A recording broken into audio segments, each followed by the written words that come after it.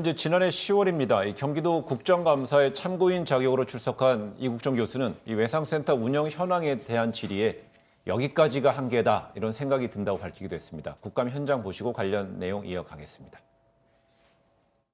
요즘엔 여기까지인가 보다 이런 생각이 많이 들고 있습니다.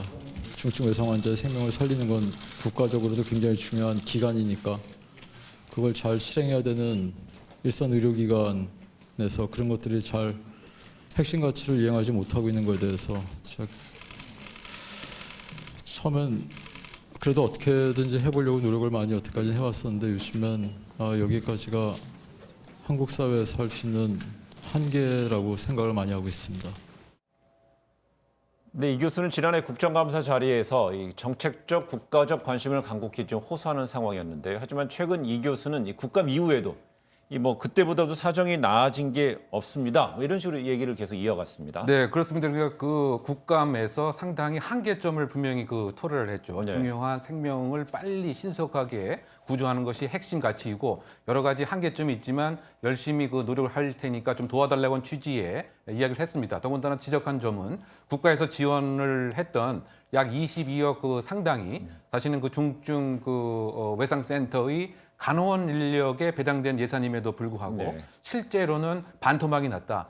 나머지 30명은 기존에 있었던 간호 인력에 전용이 되었다. 네. 이 부분에 대해서 한계가 아닌가 이런 입장을 밝혔고 이 시점 이후에도 복지부에서 현장 답사가 있었습니다. 네. 근데 그 당시 지적했던 내용이 병실을 좀 운영을 원활하게 중증 외상센터를 위해서 좀 해달라고 하는 요구도 복지부에서 있었음에도 불구하고 예. 지금 최신 또 인터뷰에 의하면 이와 같이 국정감사 복지부의 현장 점검에도 불구하고 여전히 예. 그 시점에서 달라진 것은 없다. 그래서 이것이 한국 사회의 기본적 한계다. 이러한 참담한 심정을 토로한 것으로 전개됩니다. 근데 전 경기도 대변인은 이 교수가 한국을 떠날 생각을 했었다는 것과 관련해서 소셜 미디어를 통해서 이 한국을 떠날 사람은 이 교수가 아니고 의료원 관계자다 이런 식으로 또 얘기도 했습니다. 네, 그게 지금 오늘 오전에 나온 얘기인 예. 것 같습니다. 이제야 그 당시 시점에서 왜 이국정 교수가 그렇게 침울하고 의기소침하고 힘이 빠졌는지 이해가 간다라고 하는 입장을 얘기했습니다. 네. 바꿔 얘기하면 국가의 중요한 업무 중에 하나인 환자의 생명권을 보장을 하고